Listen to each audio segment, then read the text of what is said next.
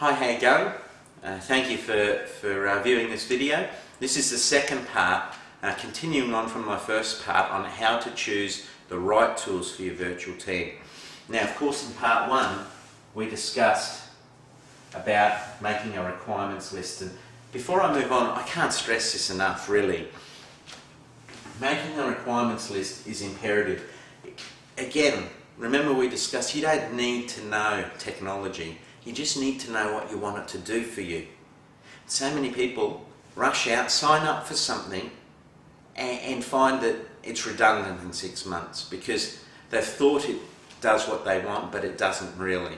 And when you're working with a virtual team, the problems are exponential, so to speak. If you've got 4 people and a piece of software is chosen incorrectly, it affects everybody and it costs you money. So really, if you haven't done this yet, you need to do it before you do anything else. A requirements list, a wish list. We're going to cover off on these 3 steps in future articles. But from this requirements list, you need a research list. From that, you can shortlist, you can test, and you can choose the technology. Now, I guarantee if you follow that process, you will eliminate 80% of the problems that you would have arisen if you just go and choose software.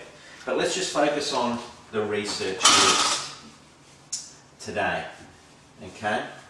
It comes from your requirements list, and what it enables you to do is to shortlist products and to find products that are near what you want to do. So you've got a wish list, and we discussed it in the previous article. All of the things you want it to do. With this research list, you want to start segmenting it into must-haves, nice-to-have, and futures. Okay? Now, the reason we have these is the must-haves are the deal breakers. Okay? If you've got a list of products there, a list of things you need it to do, these are the things that you must absolutely have. Otherwise, it's not even worth looking at the software. If a software has one of the things and they do it really well, but they don't do the other 2, it's not worth it. It's not worth even going down the path. So we need to break up that wish list into must-haves, nice-to-haves. Okay. Now these are things that boy, I wish it would do this. Oh, I wish it would integrate with my Google Calendar. They're the nice fuzzy things. They're not deal breakers. They're not going to slow your team down. They're not going to affect anything in your business. But boy, they'd be really nice to have. Another consideration is the futures, because you want to choose a tool that's going to take your team further. So perhaps you've got a company that doesn't have any nice to haves, but they're in the futures list, and you have some dialogue going with that company. That could also help you. But so the point is, you make this list: must-haves, nice-to-haves, futures. You chuck it in a spreadsheet, and this is basically what you get one of your team to go out into the World Wide Web and research. Okay, so as they're researching, they're going to find a product online. They're going to see the product features. Okay.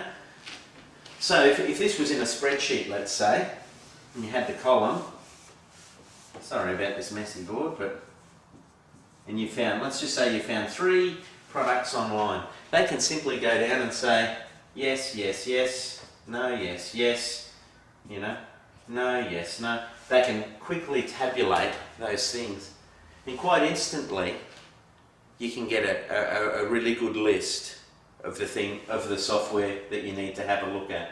Now, we've evaluated some software for our business because we not only manage multiple team members, we manage multiple clients and multiple sets of data. So we have a bit of a specialist need there. And so we evaluated over 80 pieces of software that would do what we wanted to do. Does the software we chose do everything we wanted? No.